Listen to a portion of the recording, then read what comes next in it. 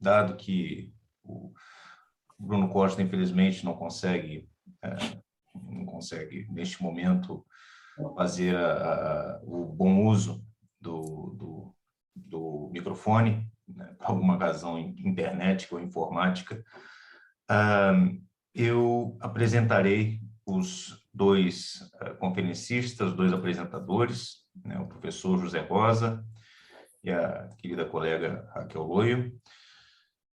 José Rosa tem licenciatura em Filosofia, realizada em 1993, obtida com Magna Cum Laude, mestrado com Summa Cum Laude em 1997, doutoramento igualmente, Summa Cum Laude em 2005, em Filosofia Medieval na Universidade Católica Portuguesa de Lisboa.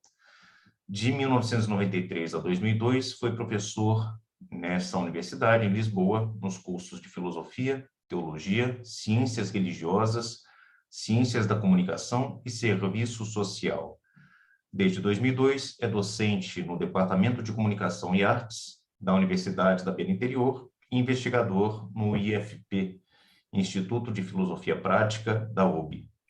É colaborador de outros centros de investigação, o CEF, que é o Centro de Estudos de Filosofia da Universidade Católica Portuguesa, em Lisboa, o CLE-PUL, o Centro de Literaturas e Culturas Lusófonas e Europeias da Faculdade de Letras da Universidade de Lisboa, entre outros.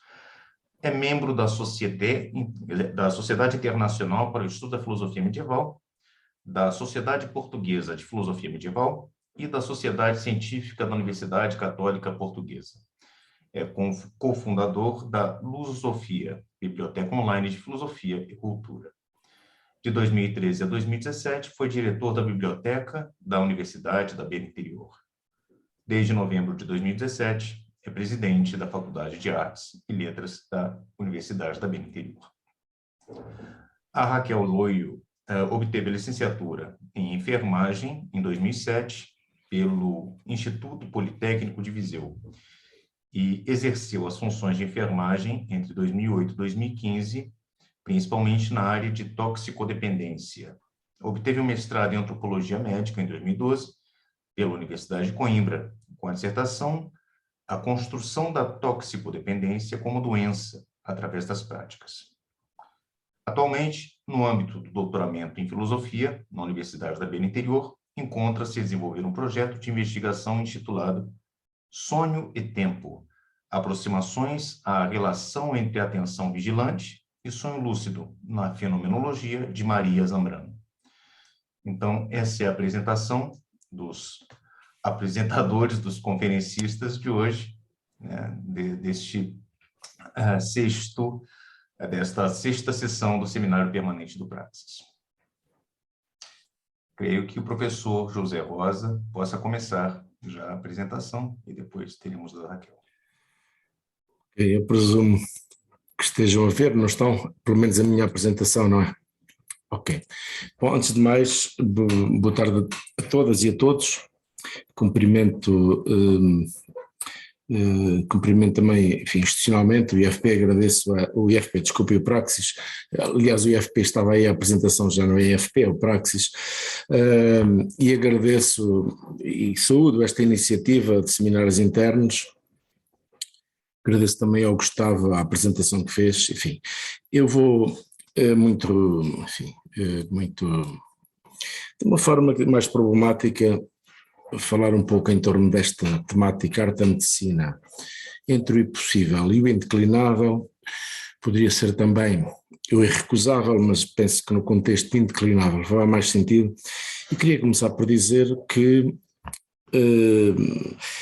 isto não surge no âmbito dos meus interesses, da minha investigação de uma forma gratuita, na medida em que eu tenho contactado com estas problemáticas da arte da medicina, enfim, em contexto de selecionação ao curso de medicina na Faculdade de Ciências da Saúde da Universidade da Beira Interior desde 2009 e, portanto, nesse contexto tive a oportunidade de ir lendo, refletindo com os alunos, etc. E há aqui questões que são transversais à condição humana, podíamos dizer. Todos nós temos alguma coisa a dizer sobre a dor, sobre o sofrimento, sobre a morte, que ainda não experimentamos, mas que experimentaremos, e portanto há aqui uma condição comum que nos permite, como diria o nosso Ricard, que nos permite falar disso. Queria adiantar, num contexto um pouco introdutório, que o que vou fazer é lançar algumas interrogações e algumas perplexidades em torno desta ideia de arte da medicina. O título foi formulado de uma forma um pouco sibilina, arte da medicina entre o impossível e o irrecusável, e eu espero que ao longo do que vou dizer se vá esclarecendo esta proposição entre, no fundo, este lugar um pouco problemático e intermediário, desassossegado e também muitas vezes conflitual no âmbito da arte da medicina. Queria adiantar alguma coisa. Já antes de Hipócrates, entre aspas, porque talvez mais os hipocráticos que Hipócrates lhe deram o nome para a legitimar, a arte da medicina ocupava um difícil lugar entre essa impossível aspiração dos mortais que nenhum médico pode satisfazer, que no fundo é este desejo de não morrer nunca. Recordemos esse mito da epopeia de Gilgamesh, ou eventualmente de morrer mas ressuscitar. Existem muitos mitos e narrativas no Médio Oriente Antigo e clássico sobre este desejo. Lembremos, por exemplo, do Alceste, o Alceste de Eurípides, cuja esposa morre e ele pede a Hércules que vá aos infernos, ao Hades, resgatar-lhe a esposa, que não tem facilidade, não tem facilidade nisso, arranjam, entretanto, uns arquitetos que lhe fazem um molde da sua esposa, que ele põe ao lado e dorme com ele na cama, e por outro lado, portanto, por um lado esta aspiração que é de não morrer, e por outro lado temos uma irrecusável ou indeclinável exigência clínica, que é a necessidade do médico, o iatros, de se inclinar, literalmente clinein, de onde vem clínica, é um verbo grego que significa inclinar-se, próprio do clínico, do médico, isto é, de se baixar para tratar e cuidar dos seus pacientes, descendo até eles, especialmente junto daqueles cuja morte iminente é fatal, irreversível, previsível, e de aí, nesse lugar que nenhum de nós ainda conhece, jamais abandonar a existência humana sofredora, em especial nos momentos limite, tanto no primeiro caso como no segundo, se bem que na tradição hipocrática havia aqui umas dificuldades, é que por um lado não se podia dar nenhum pessário para a morte, isto é, não se poderia dar nenhuma droga, nenhum medicamento para a morte, e por isso em certas circunstâncias os casos incuráveis eram bastante problemáticos. Todavia, já aí aparece de maneira muito clara esta exigência de não abandonar nunca, que só os cuidados paliativos recentemente assumem de maneira muito clara por confronto com uma medicina dita interventiva, mas de qualquer maneira isso já estava nesse horizonte. Por outro lado, isto é uma nota introdutória, devo dizer que da leitura das duas séries da obra de Fernando Namora, Retalhos da Vida do Médico, também eles são exemplares desse difícil lugar intermediário ocupado pela arte da medicina. Há outros textos do Fernando Namora que exemplificam isto, Os Deuses e Demónios da Medicina e outros, mas este aqui parece-me especialmente interessante. Eu nunca tinha lido, até há 2 anos e meio, 3 anos atrás, nunca tinha lido de fio a pavio as duas séries dos Retalhos da Vida do Médico. Tinha lido já alguns contos e tal, mas nunca tinha lido tudo de forma seguida. E achei muito, muito interessante,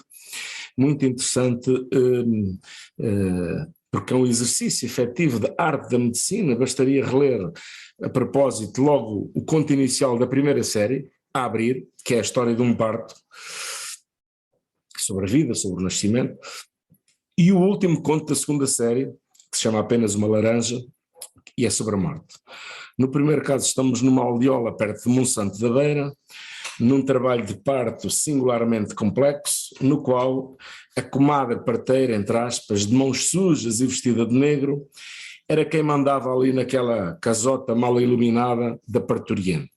E dizia a velha, enfim, a velha parteira: a criança está nas nalgas, presa no osso da rabadilha, enfim, e no fundo quase não queria deixar intervir o jovenzinho médico, acabado de chegar de Coimbra, mas no fim foi pelas mãos deste jovem médico inexperiente, acabado de se licenciar, ele diz 24 anos medrosos, isto é, com 24 anitos medrosos, finalmente foi pela força e pelo trabalho, pela experiência, enfim, incipiente do médico, que essa força de vida veio à luz. Finalmente a comadre teve de se render e relata milagre, milagre, milagre. Já o segundo caso é um caso extraordinário, é um conto relativamente pequeno, é apenas uma laranja, mas no fundo encontramos ali perto de Avis, numa aldeola perto de Avis, isto corresponde ao trajeto do próprio Fernando Namora, entre a Beira e o Alentejo, o primeiro na Beira, o segundo no Alentejo, e no meio de uma furiosa epidemia de tifo, a certa altura o médico percebe, porque ele está a falar de coisas que lhe aconteceram, que não havia solução e a única coisa que ele podia dar-lhes era uma palavra enganadora. No fundo podíamos dizer, ele diz o seguinte: eu era aquele de quem eles esperavam a palavra prodigiosa. A palavra prodigiosa era conseguir curá-los, mas ele percebeu que não era possível e por isso deu-lhes uma falsa esperança que era a única coisa que lhe poderia dar. Isto como introito a alguns dos paradoxos das perplexidades da arte da medicina. A expressão arte da medicina é antiga, tem pelo menos mais de 2500 anos. Ela aparece-nos como o título de um dos tratados das obras atribuídas a Hipócrates, estão a ver, concretamente o quarto tratado do segundo volume das obras completas do Corpus Hippocraticum, editadas pela Loeb, entre as páginas 185 e 215 desse opúsculo, intitulado precisamente Peritecnesiatriques, ou seja, Peritecnesiatriques acerca da arte de cuidar. Peritecnesiatriques. É um texto curto, que de certeza não foi escrito por um médico, por um iatrose, mas por um sofista de finais do século V, e é um texto, depois de algumas notas breves, preliminares contra, aliás estamos a ver aí o começo, contra os que negam a existência da dita arte, uma negação absurda, diz-se no texto, pois esses que negam isso, negam o evidente, o que é visto. Esta tecne é apresentada como aquela que alivia e liberta do sofrimento causado pela doença, embora recuse tratar as perturbações incuráveis. Aqui se diz também esse aspecto. Expõe e refuta, desde logo a seguir, as 4 objeções que os acusadores levantam contra ela. Primeiro, portanto, que não existe arte, que não existe esta arte. Primeira acusação, a refutação, enfim, é que as curas se devem mais à sorte, à tioquê, e não à arte, à tecné. Segunda acusação, que alguns pacientes recuperam sem a ajuda do iatrose, do médico. E outros ainda, e outra acusação é que outros pacientes ainda, embora cuidados e tratados por um médico, acabam por morrer. Acabam por morrer. E finalmente, última, que alguns médicos recusam tratar certas doenças porque sabem que não têm poder para as curar. Estas são, logo no começo, o autor apresenta, digamos, essas acusações para depois as ir refutando. O autor, e aqui um dos grandes estudiosos deste texto foi Theodor Gomperz, diz-nos que é Protágoras. Nós não temos nenhuma evidência, mas ele fez comparações internas com outros textos, diz-nos que o autor é Protágoras. O autor procura demonstrar de seguida, embora com argumentos muito retóricos, que as objeções não se sustentam e que existe a dita arte de curar. A primeira coisa que faz é dividir e classificar as doenças em doenças externas, que nesta leitura são as mais fáceis de diagnosticar e tratar, e as doenças internas são muito difíceis, quer de diagnosticar, quer de curar. As dificuldades que foram levantadas no início são então discutidas em detalhe e o autor acaba por concluir que as mesmas se devem muito mais a circunstâncias acidentais que variam e não propriamente à tecnetesiatriques, a arte da medicina como tal. E elenca, por exemplo, o clima que varia, a temperatura, a umidade, o lugar, a natureza do paciente, é um aspecto muito importante aqui, a natureza do paciente, o tipo de alimentação e de regime que se faz, a qualidade da água, em que estação do ano é que estamos, etc, etc, etc. Ou seja, no fundo, há aqui todo um conjunto de aspectos variáveis que determinam a arte, mas a arte é condicionada por isso, mas a arte existe. A técnica existe. Embora não se negue que haja boa ou má fortuna, que o quê? Afirma-se que o resultado depende muito mais da capacidade de diagnóstico e de decisão no instante e do tratamento prestado pelo iatrose do que do contrário. E aqui avança-se com o aforismo 1, que é um aforismo muito, muito importante, o aforismo 1 de Hipócrates, que é muito interessante. Aliás, isto é poesia, reparem, Hobios brachius edete crema cre, ede kairos oxius ede peras falere, ede crisis calepe. Reparem, brachius, precária, ou podíamos dizer breve, mas breve não capta completamente o sentido de brachius. Brachius é uma coisa que se parte facilmente, é precária, enfim, é breve. Oxius, fugidia, oxius e crisis. Ius, oxius, crisis. Uma primeira parte dos versos, diríamos, rimam. Depois, em relação à tecne, macré, sfaleré, calépé. Há aqui uma sonoridade, um ritmo interno muito, muito interessante. E por isso, apesar de tudo isto, repare, isto era para confirmar que independentemente destes fatores acidentais, a arte existe, só que é longa. A vida é breve, a ocasião fugidia, a experiência é muito arriscada e a cruz, o médico está sempre na cruz da decisão, é bastante difícil.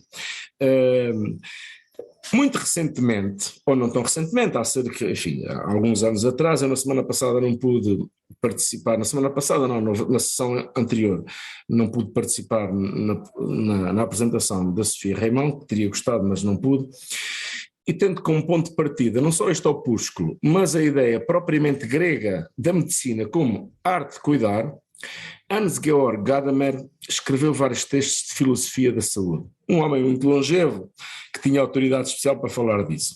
Por exemplo, a obra O Mistério da Saúde, que todos conhecem, e a Arte da Medicina, da qual um capítulo se intitula precisamente Die Apologia der Heilkunst, a apologia da arte de curar. Devemos começar por reconhecer que à primeira vista a noção grega de técne pode confundir-nos na medida em que pode ser traduzida simplesmente por técnica. A ideia de arte, ars, artis, chega-nos por via latina, por Cícero. Mas quando os gregos usavam técne, ou os latinos ars, mas especialmente os gregos técne, não estavam a pensar naquilo que nós hoje traduziríamos por técnica. Aristóteles, no começo da Metafísica, logo no livro Alfa 981a, reconhece que a técne, a arte, é um tipo de saber fazer muito especial que nos é dado a partir das muitas experiências repetidas. Diz ele, literalmente, a experiência fez a arte. Edemengar empeiria, teknen epoiesen. A experiência gerou a arte. Mas estas mesmas experiências repetidas também são essenciais à constituição da episteme, da ciência universal. Ou seja, dir-se-ia, pois, que a técnica e a episteme nascem gêmeas. No mesmo espírito, também para Gadamer e a arte da medicina é uma técnica absolutamente singular que compreende uma indeclinável dimensão empírica e histórica, e aqui, como vimos, são decisivos os exemplos, as condições concretas, etc., todas as tentativas que já foram feitas, as recordações do iatrose, as imagens registadas, as comparações que ele é capaz de fazer, a atenção e a observação minuciosa dos detalhes, etc., etc. Eu devo-vos dizer que a este propósito, os retalhos da vida do médico são um laboratório extraordinário. Por exemplo, quando o médico chega a uma casa e estão a pensar que ele se dirige em primeiro lugar para a pessoa que está no catre, doente, Vemos muitas vezes que o médico começa a olhar para as paredes, para o teto, para outro tipo de coisas, para a roupa, e não diretamente. É muito interessante este aspecto. E, por outro lado, comporta uma clara aspiração ao logos, isto é, ser capaz de dar razões, de identificar causas, de apontar fundamentos, isto é, episteme, ciência. Por isso, tal como intenta o autor do Opúsculo, o iatros também se assemelha a um physikos. Insisto aqui, esta é uma posição do Heidegger, não é do Heidegger, do Gadamer, e que eu faço minha, evidentemente. Também se assemelha a um physikos, isto é, o iatros é também um physiologos, um filósofo da natureza. Portanto, buscando causas, ITI. Não obstante, a arte da medicina resiste bastante à transparência do logos que visa o eidos universal. Porquê?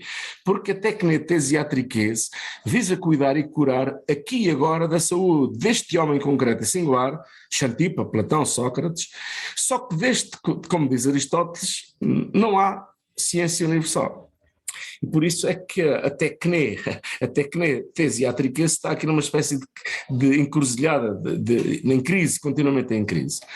Por um lado, enquanto ciência visa e quer dar conta do homem enquanto tal, isto é, da essência, do género, da espécie. Mas por outro lado, isso é difícil de notar aqui, por exemplo, que a noção de eidos, diríamos este diagnóstico, quase podíamos nós dizer, esta leitura universalizante, aparece pela primeira vez em contexto de diagnose médica. Aparece-nos nas guerras do Peloponeso, Tucídides, a propósito do reconhecimento dos sintomas, Tucídides aliado dos sintomas da peste. Aliás, Tucídides, como sabem, morreu em 429 desta mesma peste. O Gadamer nota também este aspecto. Esta oscilação entre o conhecimento do universal e do singular é uma questão complicada ao longo da história do ensino da medicina. Mas não só da medicina. Um exemplo, eu quando dei arte da medicina, dos momentos que dava com algumas pessoas que estão aqui, com a professora Ana e com outros colegas, dediquei alguns anos a ler e a estudar um fundo a medicina árabe desde o século VIII até o século XII, e no grandioso hospital de Bagdá, nos princípios do século X, o mestre chamado Al-Razas também, que morreu em 925, obrigava os seus estudantes a um ensino que tinha de ser simultaneamente teórico e prático. Ele dilo nas suas palavras. De manhã, tens de estar na biblioteca seguindo as lições.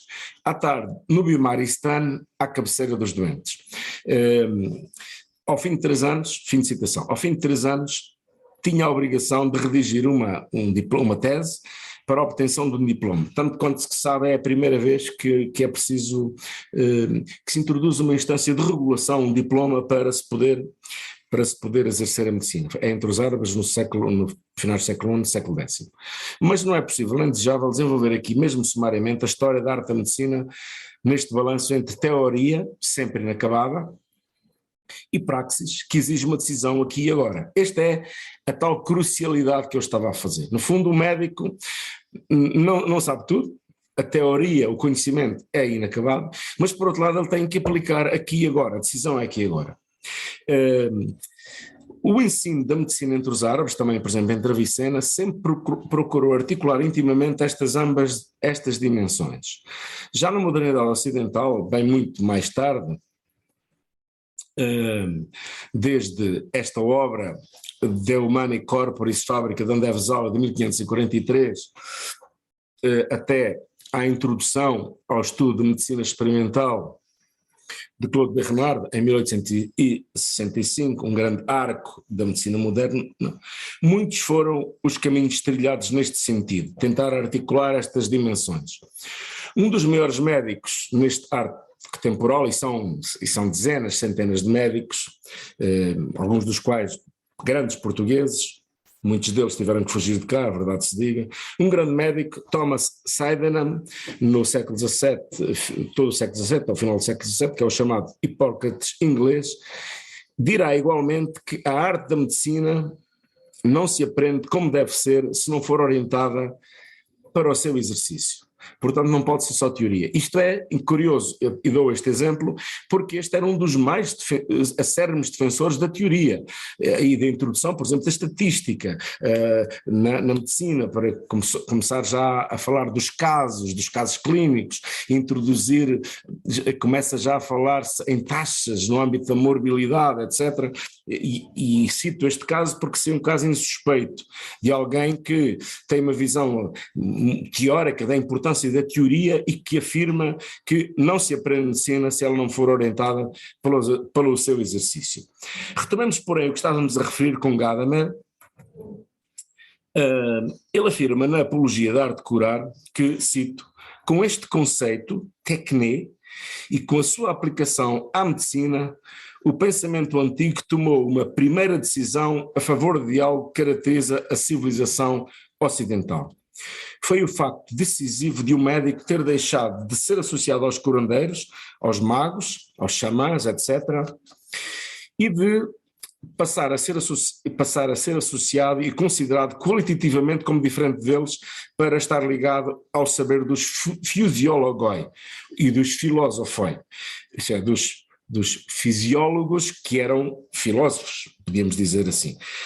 A medicina é, deste modo, um exemplo por excelência onde um ser capaz de fazer, hifanizado, ser capaz de fazer uma expressão só, techné, acolhe e se transforma num saber que se pretende também das causas naturais e dos nexos entre estas e os seus efeitos, as physicae aetiae, as causas naturais.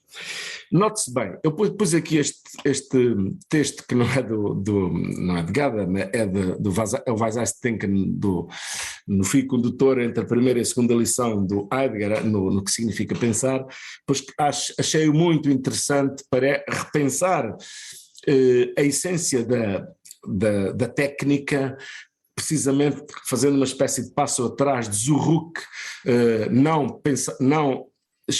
diríamos, e não em torno da técnica quanto tal, mas da essência da técnica que exige um recuar. Parece-me que isso nos reconduzia justamente a este contexto.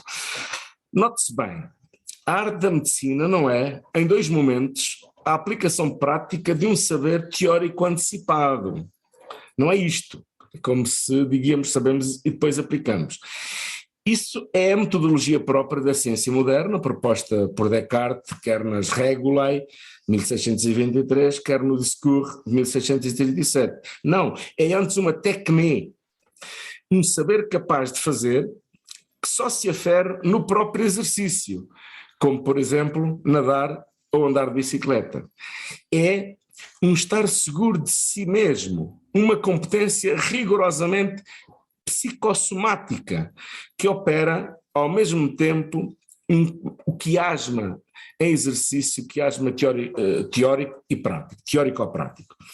Talvez possamos dizer que é um saber rigoroso na ponta dos dedos, e por isso é que me lembrei aqui o gesto da mão que está no pensar, quase diríamos deste modo, um saber rigoroso na ponta dos dedos, isto é muito importante na cirurgia, mas não apenas. Hoje, no âmbito da chamada, é engraçado que há uma espécie de fugas para a frente. Até aqui insistia-se muito na expressão medicina baseada na evidência, agora a Inglaterra e nos Estados Unidos, dando uma espécie de passo em frente, alguns falam já medicina de precisão. Medicina de precisão, que no limite quase parece prescindir do clínico. Porquê? Porque no fundo é introduzir uma bateria na tua roupa ou noutras coisas, põe-te uma bateria de técnicas de diagnóstico e a partir disso diz, olha, você tem 70% de hipótese dentro de 10 anos de ter um cancro, etc, etc, etc. Ou seja, no limite já insiste nesta medicina de precisão que afasta por completo isto. E portanto a medicina baseada na evidência parece avançar numa perspectiva da medicina rigorosamente científica, nesta leitura como de precisão. Portanto, este é um saber que se tem na mão, ou então podíamos dizer melhor, uma mão que sabe ter-se a si mesma à mão. É neste sentido que aponta o final, que para que se aponta o final do Peritecnes Iatriques, no capítulo 14, peço desculpa.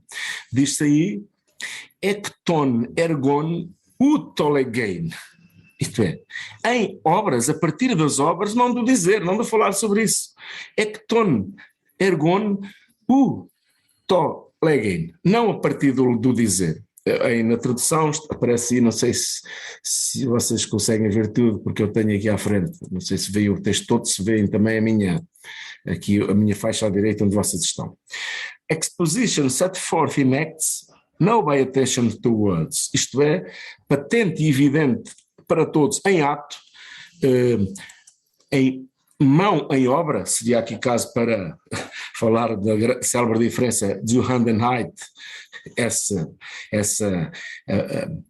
diríamos essa manuseabilidade por oposição à Vorhandenheit do Heidegger, talvez pudesse aqui ilustrar isto, mas poderíamos, como eu digo, ilustrar isto também com muitas passagens de retalhos da vida do médico, embora curiosamente o modelo que subjaz aos retalhos da vida do médico, que ele depois vai pôr em causa ao longo dos múltiplos contos, é ainda um modelo de ciência moderna. Aprender medicina teoricamente em Coimbra, com uma prática, mas uma prática muito frágil, e depois vir aplicar jovens imberbes na Beira e no Alentejo. Era este modelo de uma certa medicina, da medicina liberal, portanto, da primeira metade do século XX.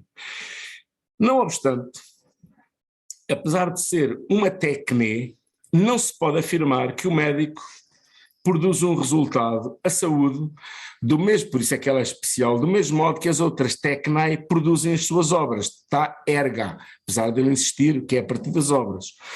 Porque a essência da arte de curar, estou a citar agora Gadamer, consiste em poder voltar a produzir o que já era produzido pela natureza, isto é, a isomoiria, o equilíbrio das partes, esse equilíbrio que é justamente a saúde. O papel do médico não é produzir algo de novo, mas imitar, seguir e colaborar com a natureza. Consiste em, entre comas, saber dispor as coisas de modo a que a natureza se estabeleça por si própria, volte a seguir o seu curso normal e de algum modo se esconda de novo no equilíbrio tu somatos caites psiques, no silêncio do corpo e da alma, isto é, no silêncio dos órgãos sadios, de que nem nos lembramos porque quando estamos bem não temos saúde, isto é, temos saúde, só que não temos no sentido como se fosse uma propriedade que tivéssemos, porque somos isso nesse momento e por isso há uma estrutura de auto-ocultação na boa saúde. Mas por causa disto mesmo, isto é, pelo facto de o médico não produzir a saúde do mesmo modo que um oleiro faz pratos, a negação da existência da dita arte, que vimos no começo do Peritecnes Iatriques, pesa bastante sobre a sua credibilidade. É que nunca é possível demonstrar rigorosamente, mediante um infalível nexo de causa e efeito, se o restabelecimento deste paciente, aqui e agora, se deve à intervenção e ao tratamento do médico, naquele contexto todo que já vimos de acidentes variáveis,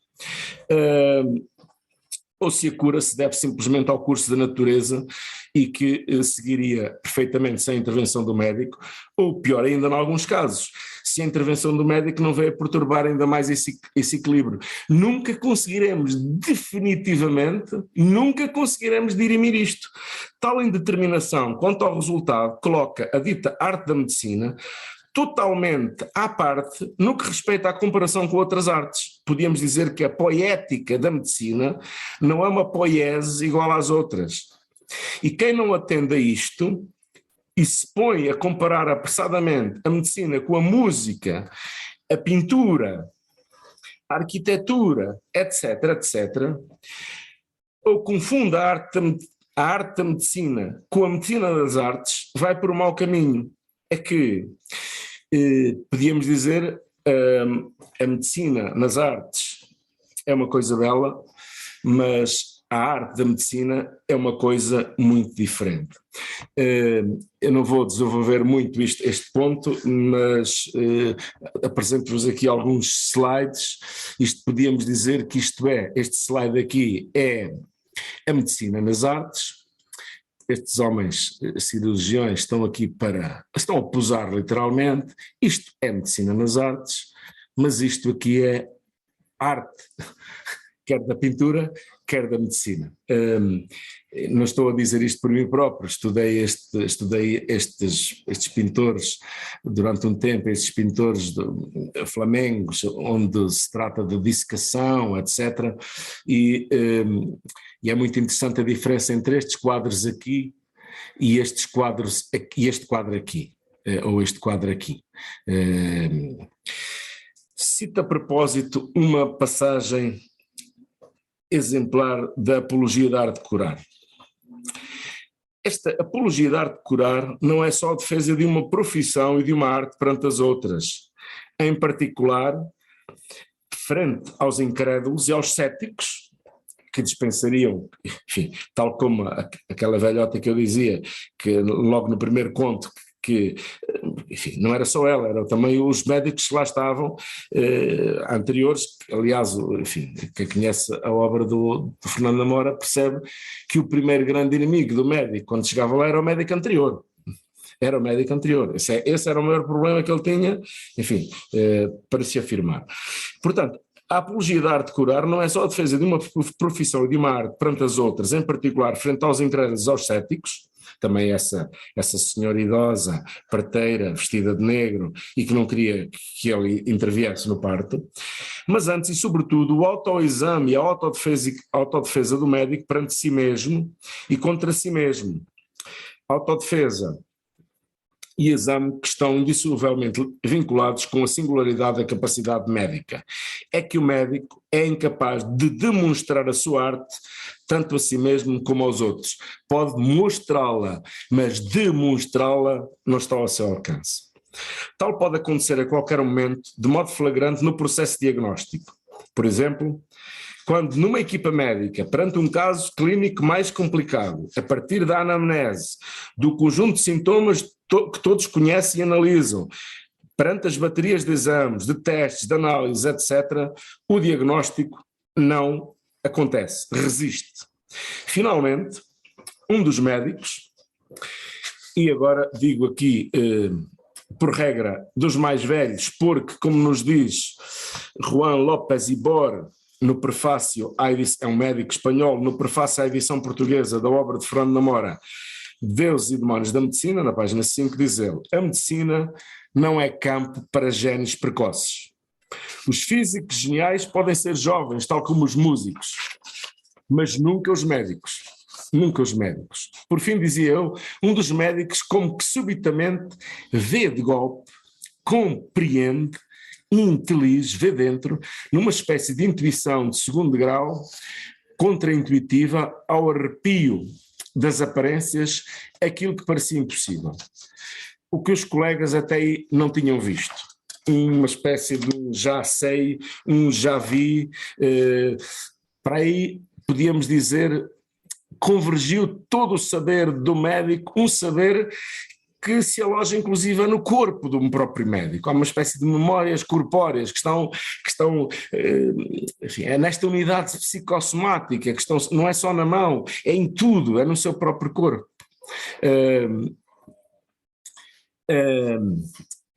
Um exemplo muito curioso, podíamos dizer, e paradoxal, todos conhecem este texto, é que os médicos aqui, nenhum dos médicos conseguiu fazer o diagnóstico.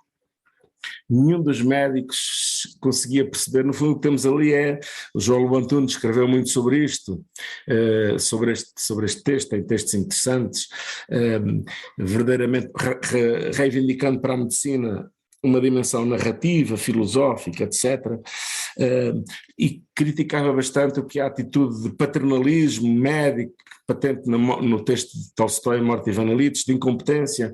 É interessante que, no final, verdadeiramente, quem mais esteve próximo e compreendeu e compreendeu Ivan Illich foi o seu criado Gerasim, que aliás aparece não só em Tolstói, mas também aparece também esta figura do Gerasim, do criado Gerasim, no conto de Mumu de Ivan Turgenev.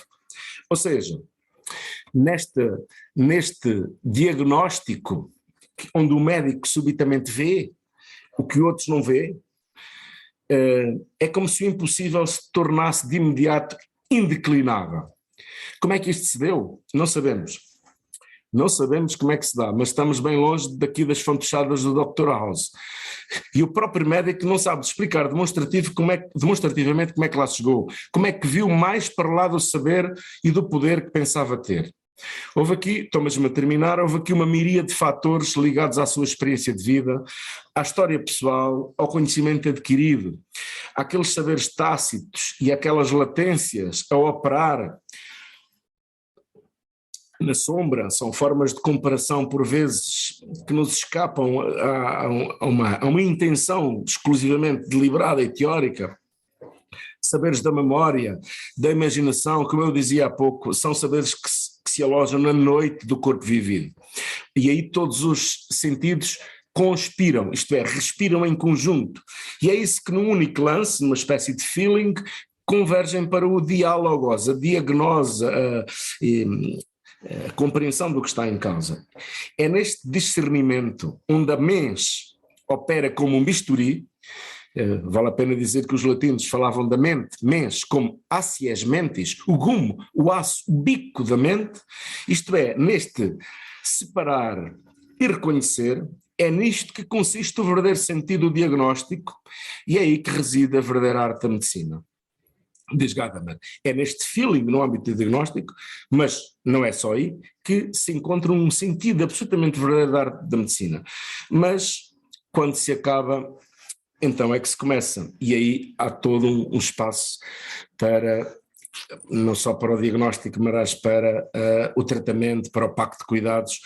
Eu queria dizer que este texto é um texto bastante longo, eu só dei aqui um primeiro momento. Isto era um texto que em princípio está neste momento com 15 páginas, vais ter umas 20 provavelmente ou mais, onde se avança para, enfim, a reflexão em torno com o Ricoeur, com o Lobantunes, em torno da importância da linguagem, da narrativa, de como é que nós conseguimos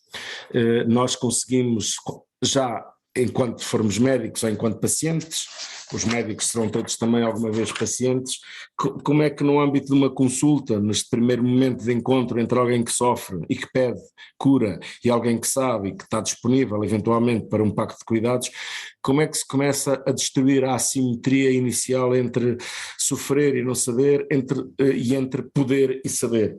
Mas isso seria um outro passo mais à frente e eu por hora fico-me por aqui. Bem, então, dando seguimento a esta sessão, enfim, talvez fosse adequado, não sei, talvez fosse adequado inverter a ordem e fazer as perguntas ao professor José Rosa, ou não sei, professor Ana Leonor, se seria adequado, pois ele terá que sair antes, ou se mantemos a ordem comum, né, tradicional. Ainda há uma hora, podemos, não sei, é-me irrelevante, o que vocês decidirem por mim está bem. Eu, por mim, se fosse eu a decidir, dava a palavra à Raquel e depois viríamos no fim, mas vocês é que decidem.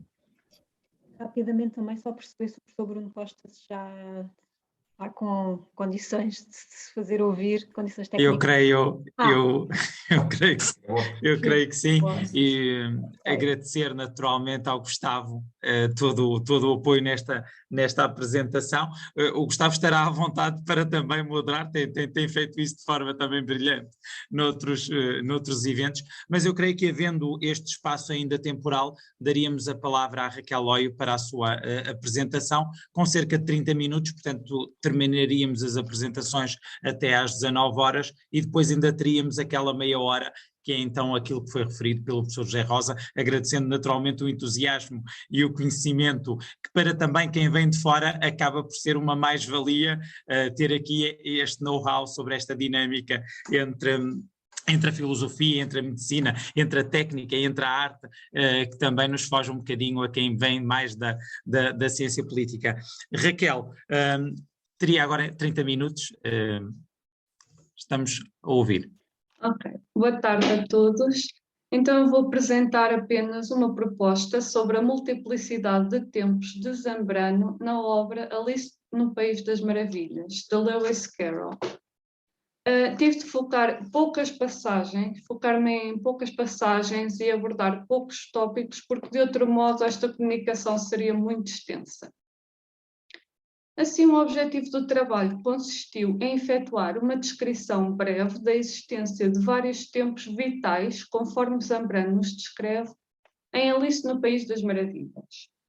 E, em primeiro lugar, é necessária uma contextualização sobre o que são os múltiplos tempos vitais. Zambrano fala de 3, sendo eles a temporalidade, num estado infraconsciente, de que é exemplo o tempo dos sonhos, ou melhor, a falta de tempo nos sonhos para parar, para estranhar, para questionar aquilo que está a acontecer. O tempo sucessivo é outro dos tempos vitais, que é vivido na vigília e pressupõe a linearidade de passado, presente e futuro, e a temporalidade num estado supraconsciente, que é o transcender do tempo. Este tempo é percebido enquanto tempo múltiplo, e integra todos os tempos de passado, presente e futuro, assim como o estado atemporal do sonho, fora do tempo linear, formando uma unidade de sentido.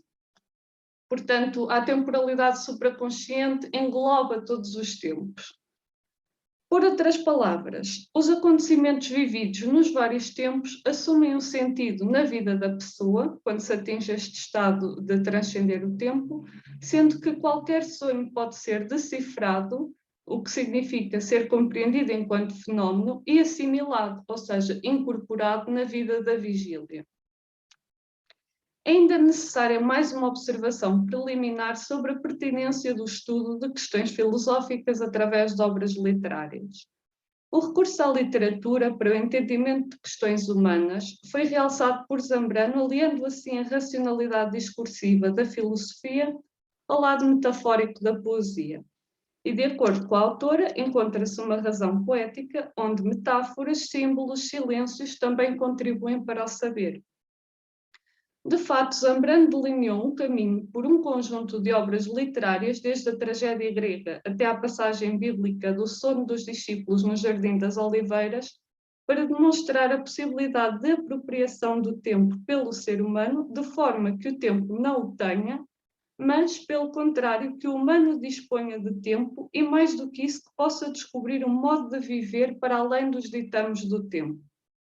Portanto, a literatura enriquece a compreensão do que é humano, porque não atende única e exclusivamente a um discurso pautado por uma racionalidade lógica, por uma ânsia de exatidão do que pode ser efetivamente considerado como verdadeiro, arriscando uma visão demasiado reducionista de um ser que também é determinado pelo passionalismo. Portanto, vou citar aqui Benito. Frente ao tempo discursivo da consciência, dá-se, portanto, uma primeira rebelião, a do corpo, os sentidos e as paixões, a das imagens, memórias e recordações, as sombras e os sonhos. Fim de citação.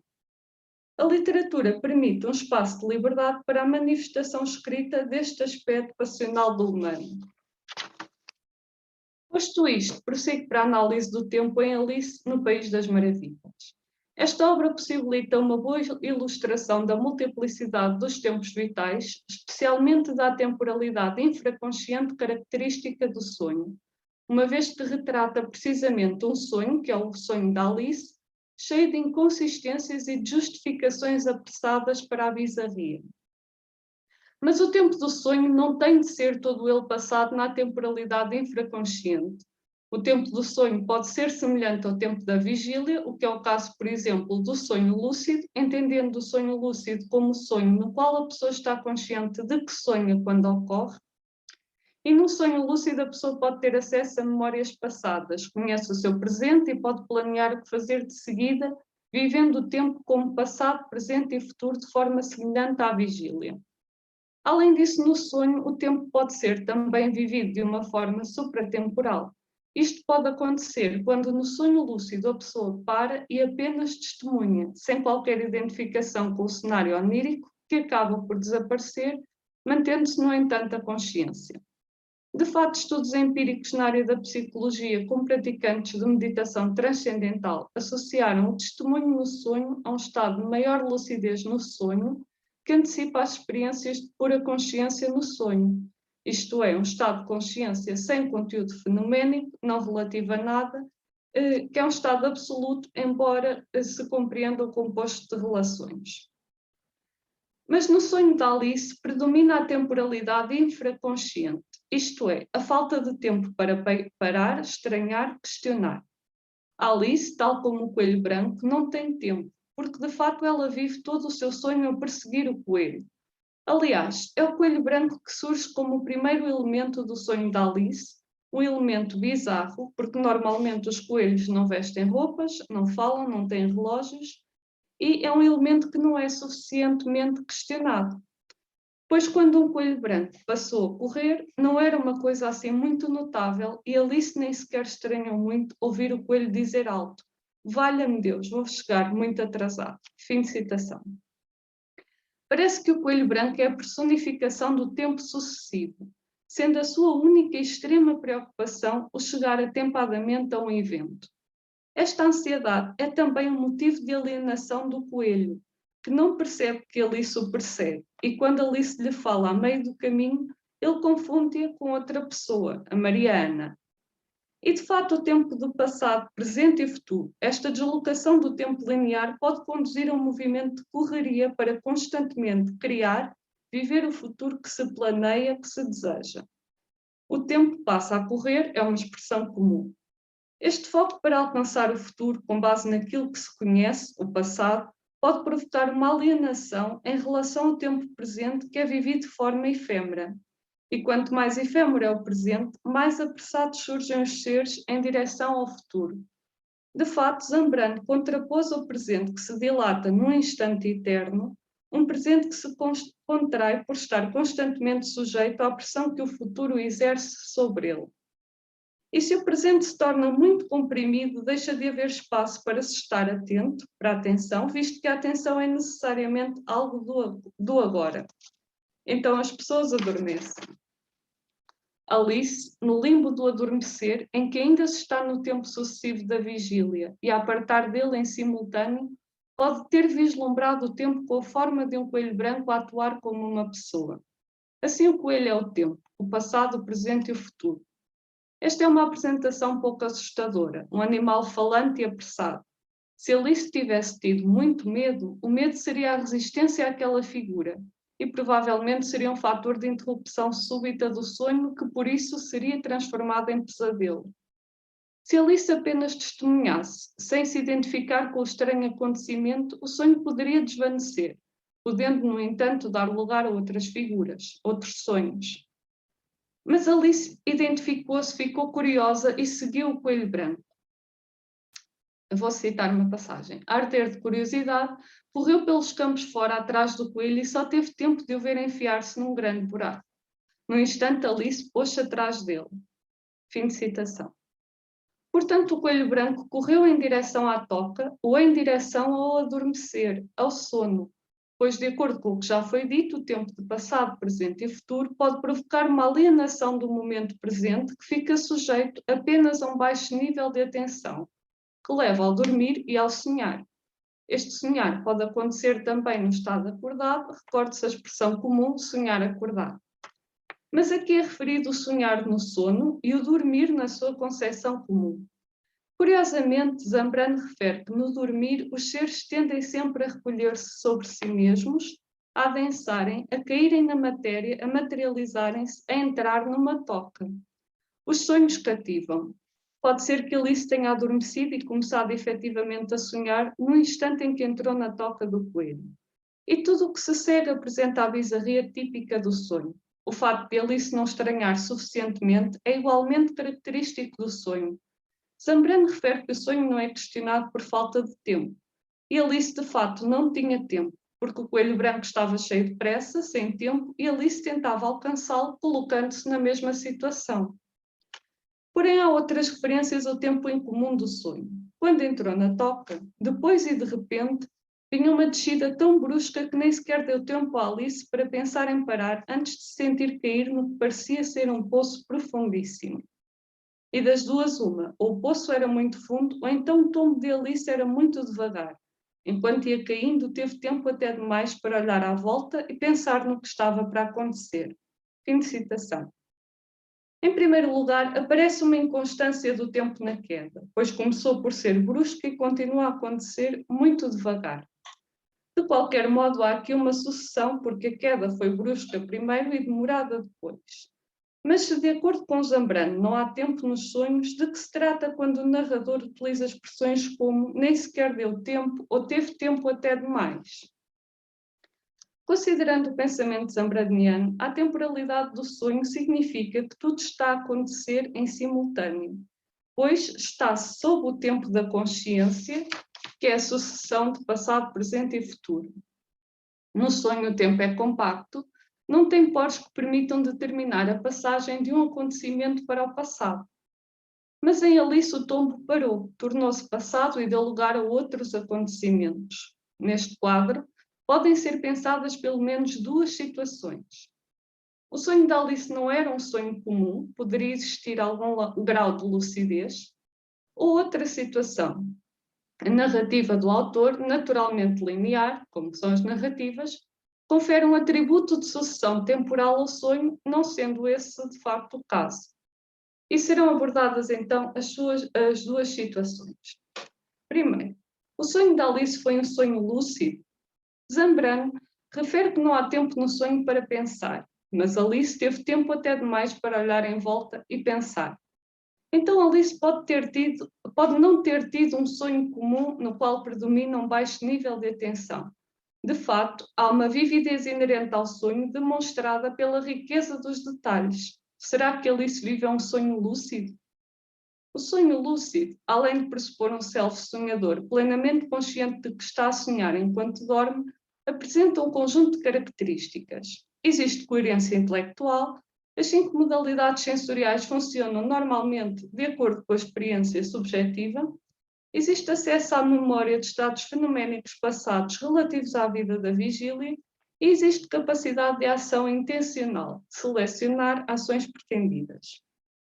Alice parece demonstrar um pensamento coerente, questionando o sentido daquilo que se lhe apresenta, apreende subjetivamente a sua realidade de acordo com os sentidos, pensa no que fazer naquelas circunstâncias e tem acesso a memórias referentes ao estado da vigília. Por exemplo, durante a queda, Alice reconhece que vive um acontecimento peculiar num lugar estranho e pensa em algumas repercussões, como, por exemplo, a Diná, que é a data, vai sentir muito a minha falta esta noite, tenho a certeza. Fim de citação. Ao contrário do que Zambrano menciona, relativamente ao sonho, no qual não há tempo para pensar, o sonho lúcido compreende a vivência do tempo com um caráter semelhante ao tempo sucessivo da vigília, permitindo pensar, a disponibilidade cognitiva e da atenção relativamente à situação atual. Mas Alice não tinha completa clareza mental do que estava a sonhar. Continua identificada com a sua situação como se nunca tivesse adormecido e pensando que tinha de fato entrado na toca do coelho branco. Assim terá sido um sonho vívido, mas não um sonho lúcido. A aparente ocorrência de um tempo sucessivo em Alice pode derivar apenas da ideia de tempo da memória. Contudo, o tempo no sentido psicológico não decorria realmente, mas existia no seu todo, imóvel no sonho, latente para começar a fluir normalmente no despertar. Se tratasse efetivamente de um sonho lúcido, com uma verdadeira percepção do estado atual como uma simulação de um mundo, talvez Alice não seguisse o coelho branco, cessando o sonho, eventualmente despertando. Pode-se perguntar ainda quanto tempo durou o sonho. É que para uma pequena sesta, Alice fez uma longa viagem. Por túneis, mares, bosques, encontrou-se com vários personagens e permaneceu com eles em vários eventos. Será que tudo aconteceu ao mesmo tempo? Isto leva à questão seguinte. O que evidencia a coetaneidade dos acontecimentos do sonho de Alice? É importante salientar que Alice no País das Maravilhas compreende uma narrativa de um sonho e não um sonho. O sonho, que corresponde à narrativa, na verdade pode ter resultado de um conjunto de acontecimentos simultâneos.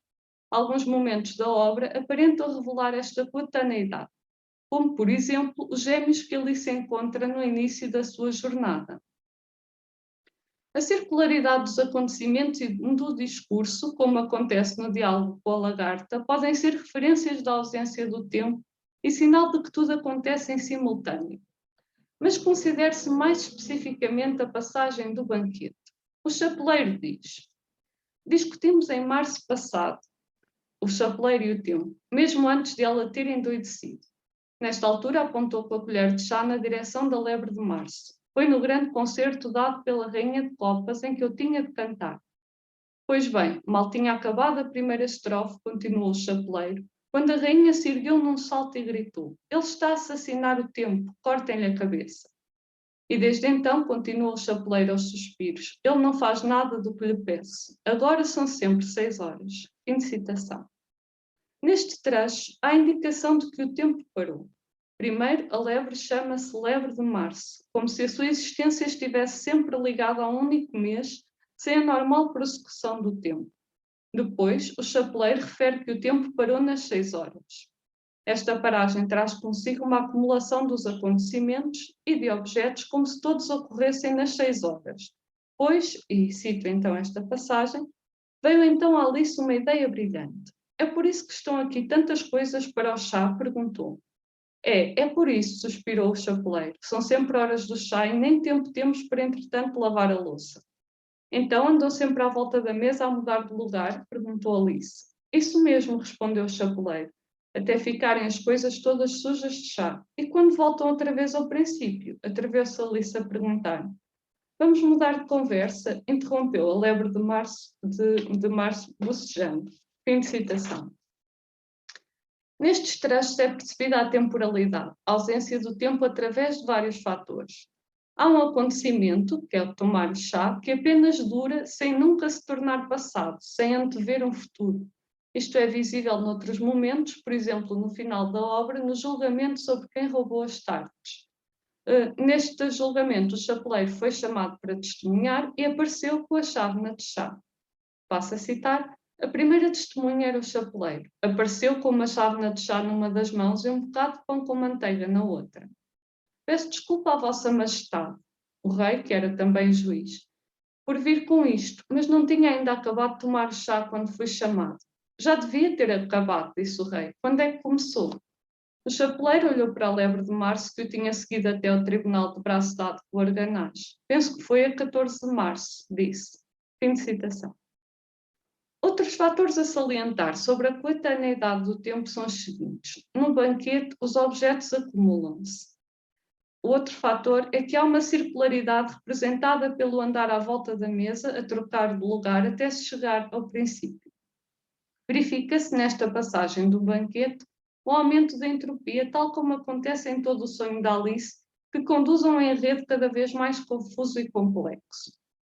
Esta desordem não vislumbra qualquer possibilidade de resolução no nível em que ocorre, no nível da temporalidade, a não ser que o sonho se torne lúcido ou que a pessoa acorde.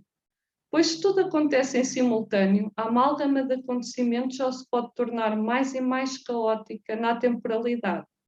Este aspecto é visível pelo facto de que, de cada vez que há uma pergunta que pode colocar em causa a coerência de toda a história, há uma escapatória, um evitar da reflexão, conforme se vê no exemplo. E quando voltam outra vez ao princípio, atreveu-se Alice a perguntar: vamos mudar de conversa? Interrompeu a lebre de março bocejando. Sambrano refere que, nos sonhos, por não existir movimento, mas a imobilidade de um movimento, fruto da falta de fluir do tempo, um conflito não é resolvido pelo sujeito sonhador, quando muito aparece resolvido. Sendo assim, Alice não caiu na toca do coelho para percorrer um caminho depois. Não chegou a lado nenhum, não obteve respostas, o que é revelado pelos diálogos circulares e pela ausência de conclusões lógicas. Tudo apareceu em simultâneo como algo já ocorrido e sobre o qual não se podia efetivamente pensar. O sonho era algo já feito. Por este motivo, a queda do sonho aparece como algo absoluto. Aparece mesmo como a queda no sonho comum em geral, que surge como um fenómeno já existente na memória antes de ser percebido como tendo sido sonhado. Assim, do início ao fim do sonho de Alice não houve tempo, mas uma busca pelo tempo que parou, que foi simbolizada pela pressa do coelho branco. O que fará a pessoa sair do estado atemporal ou mesmo do estado de tempo sucessivo? Zambrano afirma que o tempo sucessivo é o meio da pessoa, mas não será o fim, pelo que a certa altura o tempo deverá ser também deixado. O tempo é como um degrau de uma escada que o ser humano sobe para ver de um modo panorâmico o sentido da sua existência, para compreender a sua história, o seu futuro. Assim, o humano passa de um estado em que não tem a consciência de ser alguém que se pode apropriar do tempo e, por isso, da própria vida, para um estado consciente em que interroga o sentido da sua vida atual e torna possível a transcendência da sua condição, abandonando o domínio do tempo. Parar parece ser a primeira rebelião contra o tempo, porque o tempo incita à continuação. O tempo é uma continuação. Repare-se que Zambrano refere que a essência do tempo é a duração. Curiosamente, Ricard afirma que a essência da atenção é igualmente a duração. O tempo é algo que dura e que permite a atenção. A atenção é também algo que dura. É a consciência que existe no tempo. Manter a atenção pode ser um trabalho no tempo, mas, sem extrair uma essência da atenção, Ricard define-a como uma grande receptividade. E Zambrano fala da atenção apenas como um vigiar. Portanto, a atenção que aqui se pondera é mais o choque da paragem, a quebra do padrão, o silêncio. É a revolta que não é apenas pensada, é uma ação, o ato de subitamente estar atento antes que o pensamento se interponha com a conceptualização de que eu estou atento. E de uma conceptualização derivam tantas outras, muitas vezes narrativas infrutíferas, como acontece no final da obra, quando o gato aparece sem se ver o corpo, dando origem a um debate sobre se uma cabeça sem corpo poderá ou não ser cortada. Mas a rebelião contra o tempo é perigosa. Quem confronta o tempo já não controla a sua vida através dele. Perde a história, a sua história, e ganha a incerteza. É ameaçada pela imensidão de ser, sem se ancorar ao tempo, à ideia de quem se foi, sem o rumo de quem se será. Em Alice é a revolta, o colocar em causa todo o cenário que a tira do sonho. E passo a citar. Quem é que liga meio ao que você diz? Estava-se a referir à rainha. Disse Alice. Vós todos o que sois é um baralho de cartas. Aí o baralho inteiro ergueu-se no ar e foi cair em cima da menina. Ela deu um grito de medo e de cólera e tentou afastar as cartas com as duas mãos e encontrou-se deitada à beira do rio com a cabeça deitada no regaço da irmã. Fim de citação. E para finalizar, saliento um ponto que marca a complexidade deste tema e a necessidade de desenvolver mais a investigação através destas duas questões. O que faz Alice acordar? É a história. E o que fez Alice adormecer? Foi também a história. E um possível caminho para resolver isto seria considerar os vários usos da palavra, por exemplo, falar da razão poética de Zambrano. Há outras questões que eu gostaria de ter desenvolvido, mas que não dava tempo nesta comunicação, como, por exemplo, falar na questão do sonho de obstáculo, que é aquele sonho que uma pessoa persegue algo que nunca consegue alcançar, e de níveis de lucidez no sonho. Mas termino aqui a minha apresentação. Muito obrigado, Raquel. Muito bem, ficamos aqui com dois temas, eu diria bastante distintos e que promovem claramente alguma reflexão sobre esta ligação entre a filosofia e várias artes ou várias áreas científicas. Nós temos aqui aproximadamente 30-35 minutos para esta parte do debate. Eu iria abrir aqui, de facto, o debate. Poderá ser com colocação da mãozinha ou até através do nosso bate-papo, do nosso Messenger. Tem aqui já duas inscrições. Eu iria eventualmente fazer aqui uma ronda com três pessoas e depois daríamos a palavra aos nossos oradores. O Gustavo foi o primeiro e depois creio que o Bruno Serra. Gustavo. Bem, obrigado. Primeiro, queria cumprimentar o professor José Rosa pela apresentação muito instigante a respeito justamente da relação entre a medicina, a filosofia, e também a Raquel, né? Muitíssimo interessante a conexão que a Raquel faz da literatura da Maria Zambrano com Alice, no País das Maravilhas, e queria fazer uma pergunta para cada um. Primeira, na verdade, não é uma pergunta para a Raquel, enquanto a Raquel apresentava as relações entre a Alice e o Lewis Carroll, eu pensava muito no trabalho do Robert Desoil, que é um psicanalista francês, né, que morreu nos anos 90, e a partir da década o Robert Desoil foi influenciado pelo Freud, pelo Pierre Janet, pelo Jung, e constituiu uma psicoterapia que ele chamava de uma técnica do rêve éveillé, do sonho lúcido, né? E que era uma forma de psicoterapia na qual o paciente, em situação de ali intermediária entre o sonho, entre o sono e a situação de vigília, tinha sonhos lúcidos, né? Então, e essa última questão que a Raquel apresenta, né, quando ela conclui, me reforça que talvez fosse interessante pegar a teoria e as práticas do Robert Desoil, né? Muito interessante sobre isso. O Bachelard comenta a obra do Desoil. E para o professor José Rosa, eu queria fazer uma pergunta, que é como é que nós poderíamos compreender o projeto hipocrático diante da institucionalização da saúde, como, aliás, denunciava e criticava o Ivan Illich, não o personagem, mas o filósofo, o pensador, num livro de 75 chamado A Nêmesis Médica.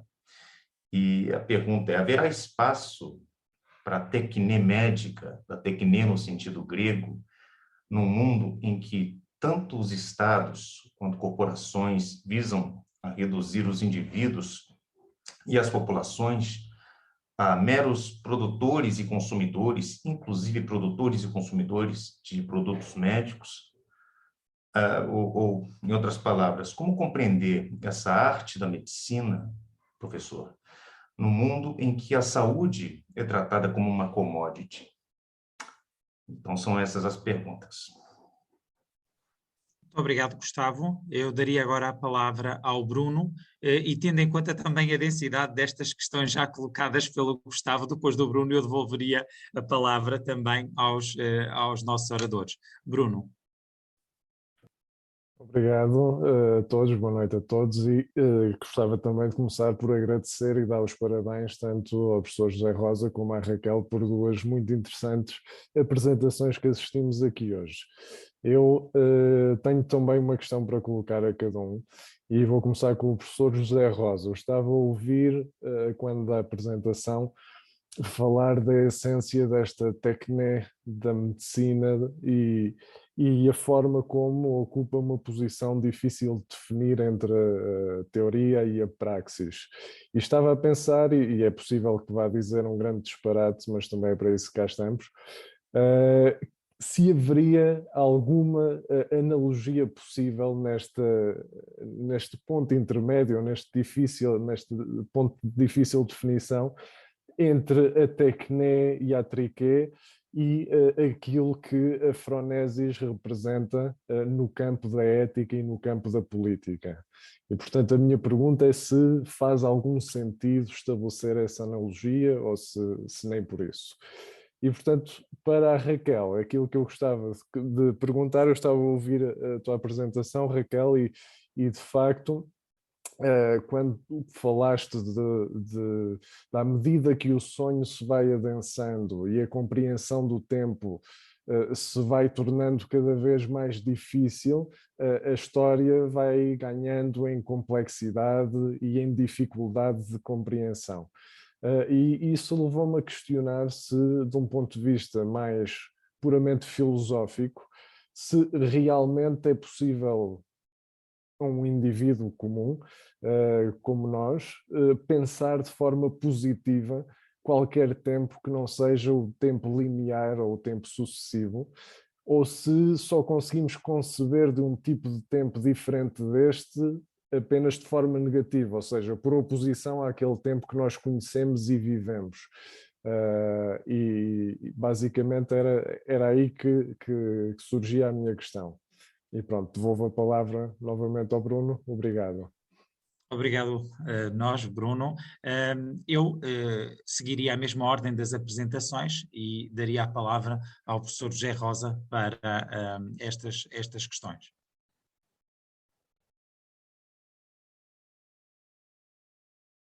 Okay. Já estava a falar sem ter o microfone ligado. Havia também uma pergunta no chat que foi deixada pelo Ângelo. De qualquer maneira, podes verificar no teu, Bruno, mas de qualquer maneira, enfim, ele está aí também, poderá falar por si, acho que está pelo menos. Em relação à questão do Gustavo, a questão enfim, se esse intento hipocrático, como é que ele pode sobreviver, aparentemente, a este sentido da tecnétese e a triquese num contexto de institucionalização da saúde. Eu não oporia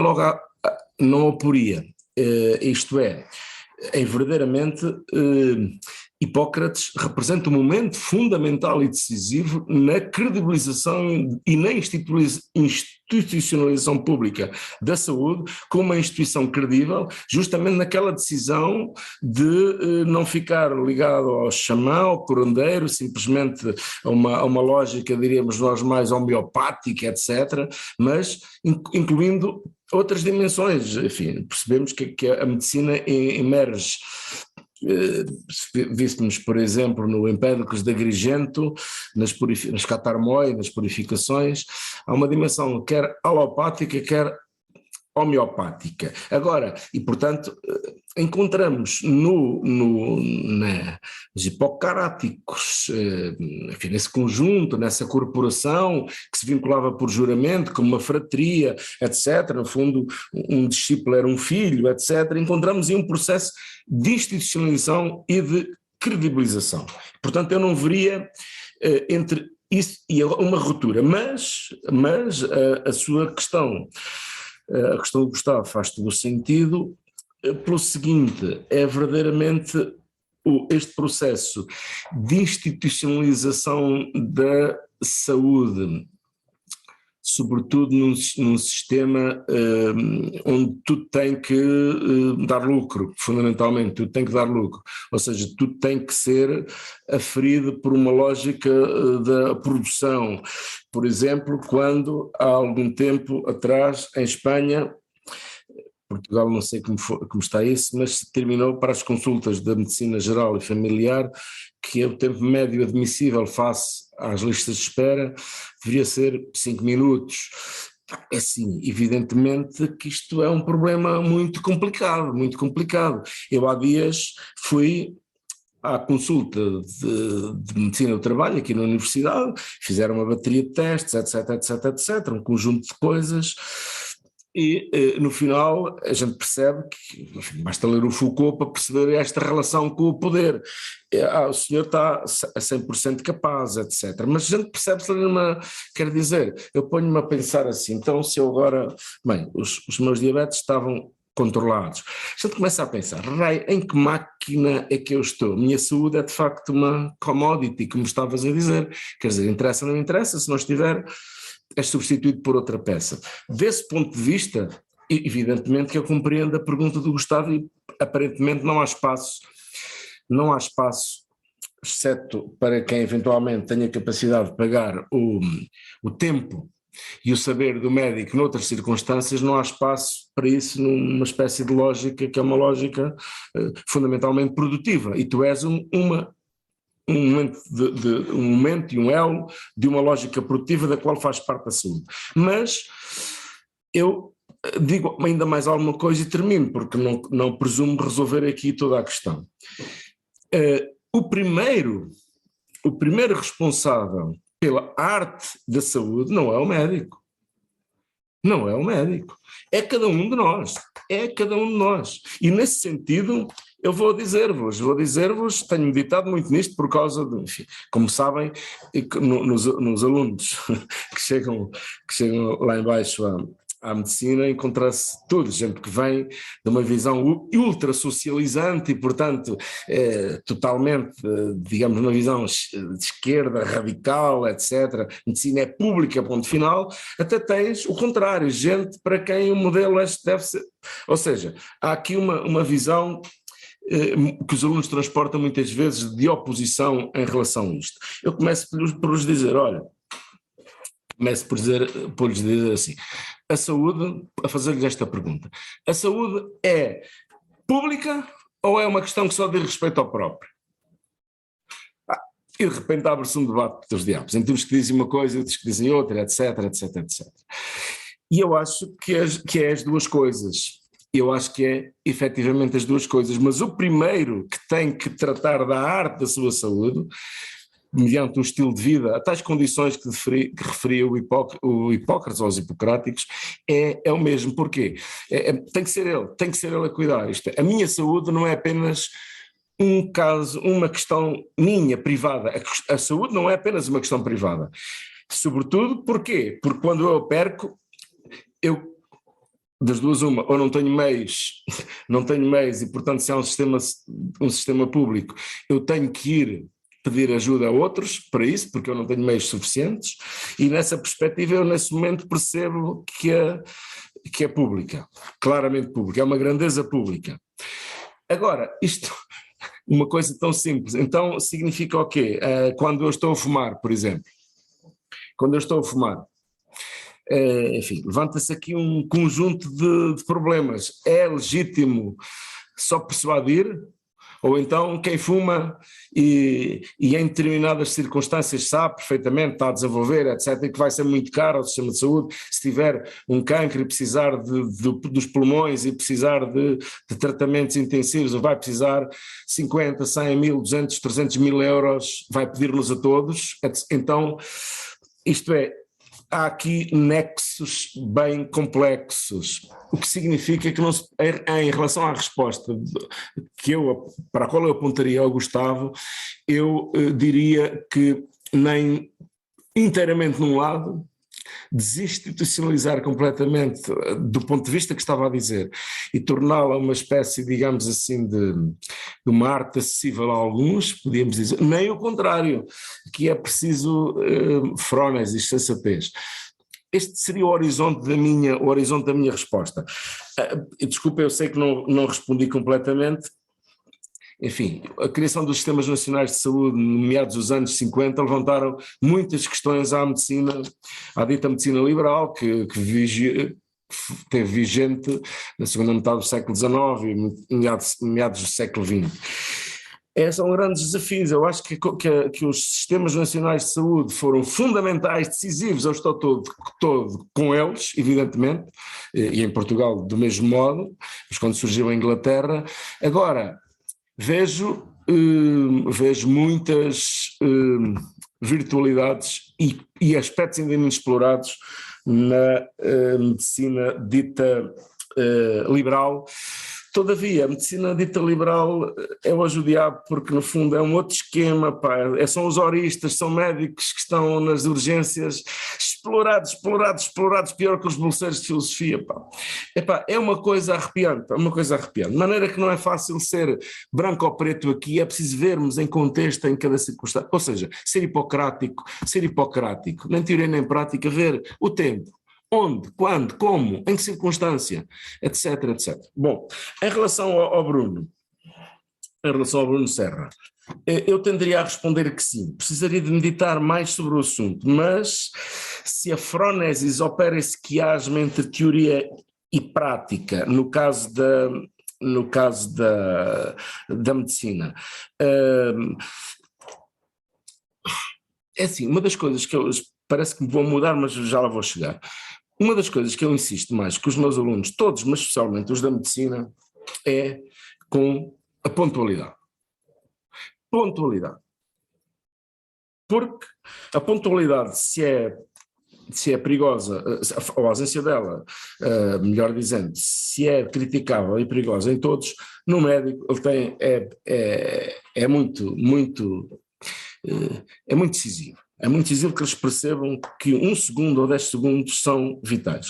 Claro que nós não somos donos do tempo, enfim, não sei, esta seria uma questão para a Raquel, mas não somos donos do tempo, mas a frónesis consegue, de facto, à luz do modelo aristotélico, consegue, enfim, em ação, essa espécie de milagre que num determinado momento juntar a forma universal, podíamos dizer, a ideia, a teoria, e moldá-la a um caso particular.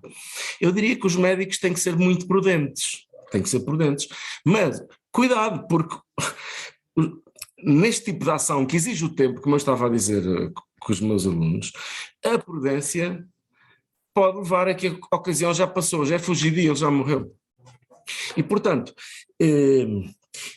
eu acho que sim, teria que pensar mais em profundidade sobre este assunto, se a frónesis faz isso. Eu creio que a frónesis é uma virtude médica por excelência, da arte da medicina. Agora, a ocasião é fugidia, o juízo é difícil. E por isso é que, digamos, quando estamos a falar em contexto de uma decisão política, ou noutro tipo de contextos, parece que há uma certa dilação do tempo, que ainda é verdade que não é bem assim. Se for na bolsa já não é bem assim, é preciso ser o único elemento, ou a ocasião passa. A diferença que eu vejo em relação à dimensão médica face a outras é que envolve o corpo. Envolve ou precisão na mão, ou envolve um conjunto de skills que não têm a ver exclusivamente com o maior ou menor acabamento da teoria, isto é, saber mais ou saber menos sobre aquele assunto. E isso claro que é importante, que é decisivo, mas envolve depois mobilizar a mão, ou que a mão no sentido de mobilizar o corpo. E isso introduz aqui um fator de uma certa obscuridade que não me parece que a frónesis tenha noutros contextos. Mas, como te digo, Bruno, teria que refletir mais sobre o assunto, mas parece-me que sim. Se eu posso responder ao Ângelo num instante, muito rapidamente, mas e o Bruno é que manda, o Bruno Costa. José, nós não temos a pergunta do Ângelo, eu não sei se não foi colocada diretamente não. A ti no chat. Espera aí. E não sei se é uma pergunta pessoal, mas não. Mas não está na partilha global. Eu estou vestido dos pés à cabeça, da cabeça aos pés. Não estou brincando. Não, o que ele diz é o seguinte, o que ele diz aqui, a pergunta, foi para mim, foi para mim, eu não tinha reparado. Com medo que possa não estar presente na sessão de perguntas e respostas, gostaria de lhe deixar esta questão. O desenvolvimento, enfim, qual é a sua leitura do modo como as tecnologias modernas do cuidado, nomeadamente a machine learning, transformam a prática clínica e a própria arte da medicina? É um assunto que gostava de ouvir. Posso fazer a pergunta, dar agora a palavra à Raquel e eu depois retomar esta pergunta? Eu creio que poderia fazer sentido dar resposta, se calhar já é essa questão também colocada agora diretamente. Eu não sei se o Ângelo está presente, mas eu acho que, portanto, para começar de maneira muito simples, não sei, acho que sim, por um lado, ou pode ser que sim por um lado, pode ser que não por outro. Isto é, não sei a resposta de imediato, mas aceito pensar um pouco estas coisas. Por exemplo, naqueles casos extremos No caso estamos hoje até de uma certa medicina triunfalista das chamadas operações à distância, onde alguém consegue, através de um conjunto de dispositivos, fazer uma operação de grande, sei lá, pode ser ao apêndice, etc., uma operação estando o médico em Londres e o paciente em São Paulo, por exemplo. Isso, de facto, podemos dizer que é extraordinário, isso é um elogio à técnica e à precisão. Nós não podemos ser aqui maniqueus e zurzir a técnica como se fosse enfim, não, pelo contrário, a técnica é um grande bem, é um grande bem. Eu acho que nós podemos e devemos integrar o instrumento, o medicamento, todos os meios de que o médico se possa socorrer no âmbito da arte. O problema, que de alguma maneira penso que o Ângelo queria referir, é quando por detrás da medicina há toda uma outra ideologia triunfalista, chamar-se-ia, na crítica que o Heidegger faz ao pensamento ocidental e à técnica moderna, uma espécie de metafísica representativa, que no caso concreto esqueceria rapidamente a pessoa concreta, a pessoa viva, a pessoa em sofrimento, em circunstância, e no fundo passa a ser, enfim, em certo sentido objetificada, mais um objeto, mais uma coisa. Isto verificou-se na ciência moderna quando se abandonou um projeto de colaborar com a natureza e pretendeu-se substituir a natureza, inventar uma nova natureza. E nesse sentido, sei lá, o Ângelo, há dias falei com ele sobre os filmes do Cronenberg. Os filmes do Cronenberg são um projeto de ultrapassamento, não é colaborar com a natureza humana, isso já desapareceu, é refazer um outro projeto tecnológico humano. No fundo, podíamos dizer esta dimensão triunfalista de uma ciência moderna que a certa altura disse, bom, isto foi verdade, isto aconteceu no século XVIII, século XIX, alguns pensaram, isto da morte é uma questão de tempo, é assim, é apenas uma questão de nós conseguirmos.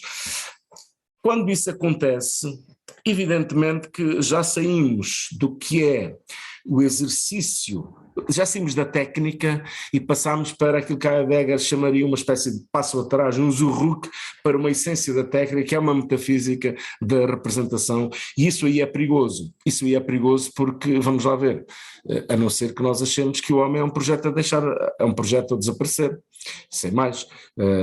Agora, há uma dimensão na arte que é a dimensão do cuidar da pessoa em situação e em sofrimento, em relação ao qual todos os meios, todos os instrumentos são ótimos e quanto mais precisos, melhor. O problema não está aí, o problema está em o que é que nós fazemos com isso.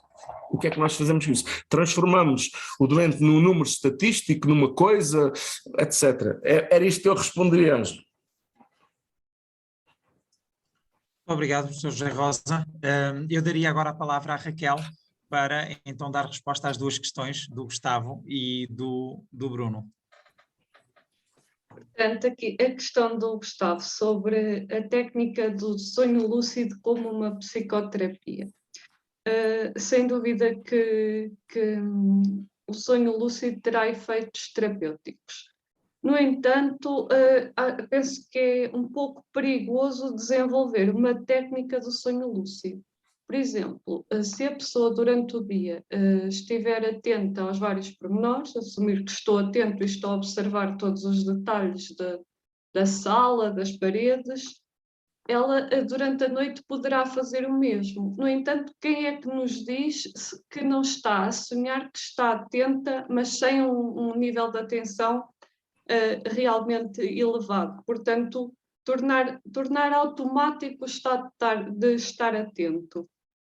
Esse é o primeiro risco que me parece advir do desenvolver uma técnica certa e repetida do sonho lúcido. Por outro lado, quando se desenvolve a lucidez no sonho, qual é o objetivo? Será controlar o sonho?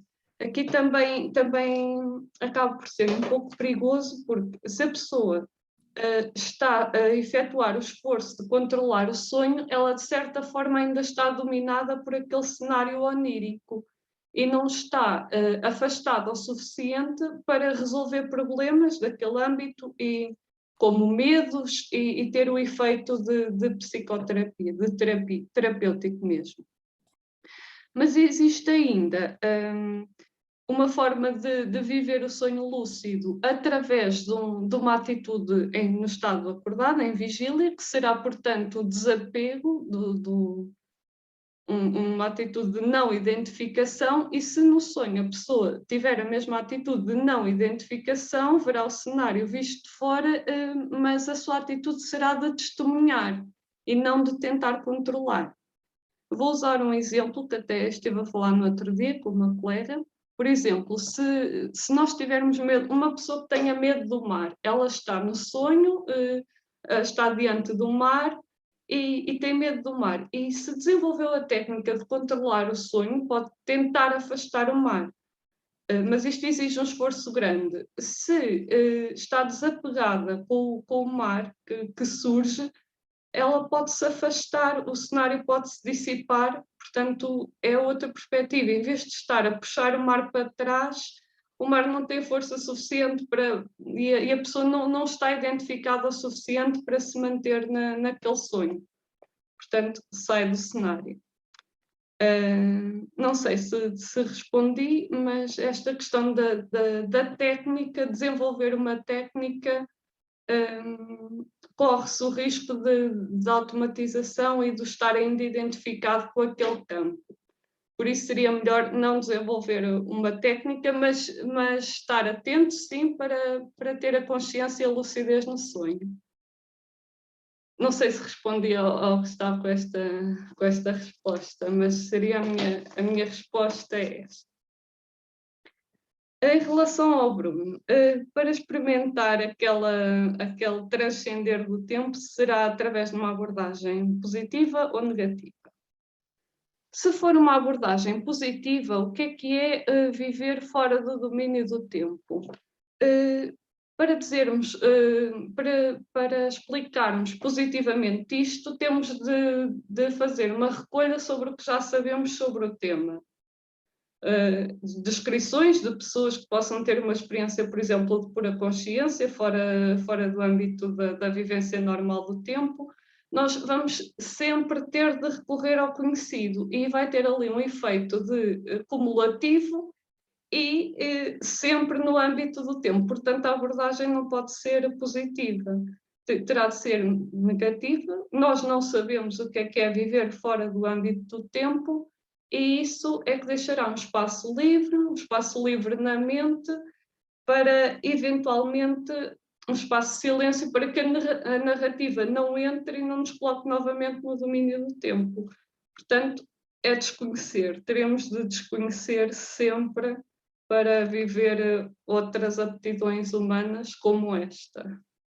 É a abordagem negativa. Muito obrigado. Raquel, muito obrigado, professor José Rosa. Eu diria que nós temos eventualmente aqui espaço para alguma questão rápida, eventualmente. Creio que a Inês, e dado também o tempo e dada a dimensão do debate, terminaríamos com estas questões, ou questão da Inês. Passo a palavra então à Inês. Obrigada. Eu fiquei com uma questão, que não é bem uma questão, foi uma resposta que o professor José Rosa deu quando estava a falar da saúde pública, se a saúde pública ou não, e falou do exemplo dos fumadores, não é? Que se a saúde é pública, então de repente há toda uma preocupação pública sobre as escolhas de saúde de cada pessoa. E claro que o exemplo que nós damos é sempre os fumadores, mas todos os outros também poderiam ver, não é? Portanto, nós podíamos dizer a alimentação, então eu queria dizer, né, que cada pessoa come um bocado de McDonald's, nós também poderíamos ser críticos, ou stress, qualquer pessoa que trabalhe demais, ou qualquer pessoa que tenha demasiados filhos, não é? Portanto, não é só aquele exemplo dos fumadores. E eu gostei de o ouvir falar sobre o Ivan Illich, não é? E deu aquele exemplo que no Ivan Illich, na morte do Ivan Illich, que o criado é que é o único que é capaz de dar algum conforto ao Ivan Illich no final, não é? Porque o médico vem, mas o médico já não faz nada, e é o criado que lhe dá algum conforto, porque levanta-lhe os pés, etc. E se eu me lembro bem, nessa da morte do Ivan Illich, o que o criado diz é que ele reconhece que estar naquela posição de estar a morrer e estar em sofrimento é qualquer coisa que nos vai acontecer a todos. E, portanto, que ele faz aquele serviço por uma questão de empatia humana. E, portanto, essa é outra maneira de ver a saúde pública, não é? Porque tipo, não tem, só porque é pública não tem de ser persecutória. Não é? Pode vir de um reconhecimento que todos nós temos uma condição humana que é partilhada e que todos nós vamos tomar decisões que nem sempre vão ser as melhores, as mais corretas, mas faz parte de viver uma vida. E, portanto, ter uma saúde pública não tem necessariamente que vir com esse juízo, não é? Posso. Sim, claro. A tua questão é muito interessante e muito séria, de facto, é assim. Aqui é preciso saúde, isto é, equilíbrio, é preciso equilíbrio, porque caso contrário a questão torna-se persecutória, porque efetivamente tudo o que nós podemos fazer ou não fazer acaba por ter repercussões, algumas repercussões na nossa vida, o modo como comemos, que fazemos ou não fazemos exercício, o excesso de trabalho, todo um conjunto de coisas e, portanto, podíamos dizer, no limite somos responsáveis por tudo isso, portanto, diria alguém, acabou-se quando vives como queres, mas quando for assim, não me peças ajuda, desenrasca-te, ganhaste dinheiro para isso e, portanto, teríamos aqui no limite uma espécie de medicina ultraliberal ao terrance, onde cada um faz o que quer e depois isto é indefensável também, isto é indefensável, como o contrário também, o polo oposto é igualmente indefensável. E, portanto, eu não tenho... O diagnóstico que tu fizeste acompanha, é verdade isso, é preciso uma certa sensatez, até onde deve ir a persuasão, e até hoje, por exemplo, ninguém, por mais mal que viva, inclusive de forma consciente, por exemplo, dou-vos casos concretos que eu conheço. Há pessoas que, porque têm apneia do sono, precisam de usar máscara, aquela máscara. Uma das coisas que faz parte do pacto de média, o pacto fundamental, uma pessoa que está a seguir em pneumologia que tem isso, não pode fumar. Não pode fumar. Porquê? Porque o fumo, o tabaco é uma das coisas mais negativas, é uma das coisas mais negativas para isto. A pessoa que faz isso, em princípio, assume, digamos assim, o compromisso ético de os 90 ou 100 euros que paga por mês, que lhe pagam por mês na Segurança Social integralmente, na ADSE, cerca de 90%, que todos pagamos para isso, é expectável que essa pessoa assuma o compromisso que assumiu no pacto de cuidados com o médico pneumologista que o seguiu de não fumar. Eu conheço pessoas que continuam a fumar desalmadamente apesar de usarem isso. Eu a certa altura questiono, desculpa, ia dizer um palavrão, mas não posso dizer, não era um palavrão, era o vernáculo, é assim, desculpem lá, isto é gozar connosco. No mínimo, e eu não estou a dizer é que isto não se pode estender, porque a certa altura estamos numa tirania, fique claro, estamos a tiranizar a vida, quer dizer, isto não pode ser assim, fique claro, eu não estou a defender aqui que agora andamos com uma câmara em cima de cada pessoa, o modo como te lavas os dentes, não estou a defender isso, longe de mim, isso seria uma coisa doida, isso é o panóptico sanitário, seria um panóptico sanitário, não, o que eu acho é que é preciso, estes sistemas de proteção exigem um grau de consciência social, um grau de compreensão do que é viver em conjunto, do que é estar em relação uns com os outros, de empatia, quase podíamos dizer, para usar a expressão que tu usaste a propósito do Gerasim, que por vezes falham, e por vezes estes sistemas que são coisas ótimas, dão aso à inconsciência, à corrupção, um conjunto de coisas, quem vier que fecha a porta, e isso é tremendo, é assim, eu não concordo inteiramente com tudo o que disseste, não tenho solução. O Estado, diríamos, os sistemas de medicina pública ou de saúde pública ou os sistemas nacionais de saúde, para dizermos desta maneira, não fazem isso, eu acho que muito bem, não andam a inquirir esta pessoa, aquela, etc. trabalha-se exclusivamente na fase da sensibilização, tentar levar as pessoas a compreendam que é preciso andar, que há certas coisas que não se pode comer, fica excessivamente obeso e, portanto, isso implica logo um conjunto de coisas. Eu, por exemplo, sou hipertenso há 10 anos. Eu compro medicamentos todos os dias que tomo, são medicamentos, a minha hipertensão é genética, vem lá de trás, não é... Eu compro por 2 € e pouco, aquilo, medicação que me dá para 2 meses, mas vocês todos, e eu também por outra via, pago os outros 12 €. Multiplica isto por 1 milhão de pessoas e a certa altura a gente percebe que verdadeiramente... Eu não estou a dizer, longe de mim, dizer que agora tem que ser por uma via punitiva, não digo isso, mas percebo que também só os limites, só a sensibilização para o assunto não chega, é preciso pensar numa pedagogia mais funda para a saúde, para nós podermos manter os bens, a este nível, os bens de viver em conjunto. Isso articula as duas dimensões, portanto, aqueles alunos que uns dizem, é privado, outros é público, eles dizem, olha, é simultaneamente uma coisa, totalmente uma coisa e totalmente outra. Isto é, não é uma parte para um lado para o outro, é totalmente as duas coisas. Agradeço. A outra questão era sobre o Gerasim. É verdade, é assim, o Gerasim foi ele o grande cuidador. Do ponto de vista da arte da medicina, o verdadeiro artista da medicina foi o Gerasim e não os outros. Justamente, quer dizer, não era só também pela razão da empatia universal. O Gerasim não era apenas por um filantropo, de maneira nenhuma. O Gerasim era uma figura, era um mudjik que amava a humanidade, mas concretamente na figura do seu patrão, que afinal era um desprezado pela mulher, pela filha, etc, que o desprezavam verdadeiramente. Ele verdadeiramente compreendia o que é o universal concreto e por isso fazia o que os outros não queriam fazer. Obrigado, professor. Eu acredito que a qualidade das intervenções e também deste momento de debate nos enriqueceu bastante. Agradecer a presença de todos nesta sexta sessão do seminário permanente do Praxis, agradecer em especial naturalmente ao professor José Rosa e à Raquel Loio as intervenções, as apresentações, e para terminar a sessão eu daria a palavra à professora Ana Leonor Santos.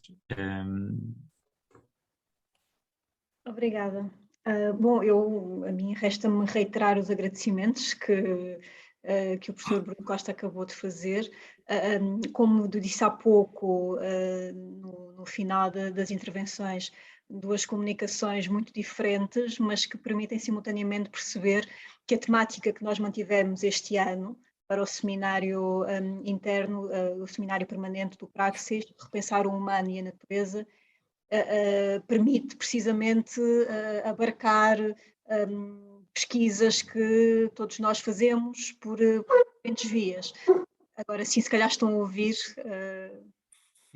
agora é o Matias, há pouco não era, e portanto é mesmo o momento de terminar. Agradecer também no início a ajuda do Gustavo, quando foi preciso ultrapassar aqui um impedimento técnico, e agradecer obviamente também ao professor Bruno Costa ter aceitado, reiterar também esse agradecimento, ter aceitado aqui também fazer a moderação, e convidar-vos a todos para no próximo mês nos encontrarmos novamente para continuarmos em conjunto a refletir, como temos feito nos últimos meses. Muito obrigada e o resto uma boa noite a todos. Obrigada.